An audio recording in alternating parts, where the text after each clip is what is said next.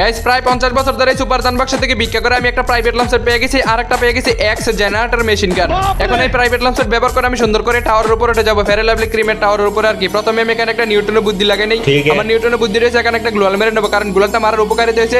আমি যদি প্রাইভেট লামসেট ব্যবহার করি তাহলে চান্দের দেশে চলে যাবো না, সুন্দরভাবে ল্যান্ড করতে পারবো। প্রথমে আমি আর প্রাইভেট লামসেট ইস্তেমাল করলাম এন্ড সুন্দরভাবে উঠে গেছি।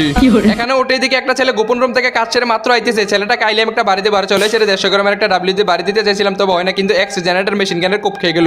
আরে বারান্দার ভিতরে আরেকটা আফা ঘুরতেছে, আফাকে মারার জন্য আমাকে আমার গায়ের বেশি শক্তি গইতে না, কারণ এটা তো দুর্বল নিমি না। এই যে এদিকে দেখতে পেয়েছি আরেকটা ঘোরাফেরা করতেছিল, তবে ছেলেটা ঘরের ভিতরে ঢুকে গেছে। ওই যে স্কুলের ছাদের উপর আরেকটা বসেছে, ছেলেটা মনে করছে ওইখান থেকে আমাকে স্কুপ করে ধাক্কা দিয়ে টাওয়ার থেকে ফেলে দেবে, কিন্তু অত বুঝতে পারে না আমি যেখানে ফাইজলামি করার জন্য উঠছি। ওই যে দেখো আরেকটা টুং টুং এখানে বসে বসে চিপের ভিতরে কি করতেছে, আমার মনে কেলি রুমের ভিতরে আছে, কেলিকে চুকি মারছে চালুর করে খালো, তারা তার মাথা ফাটাই দিয়েছি ডাইরেক্ট। কেমন আলুর করে খালো নিম। ওই যে আরেকটা নিচে ঘোরাফেরা করতেছে, ছেলেটাকে লোড বক্স তৈরি করে দিলাম। আজকে যদি এক জেনারেটর মেশিন গান দিয়ে কোপ দেবে নিমিকে।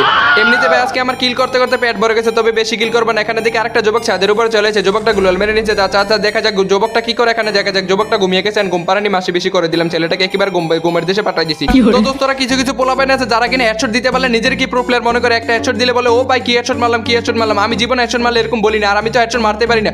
ও ভাই জীবনের প্রথমবার এরকম হেডশট।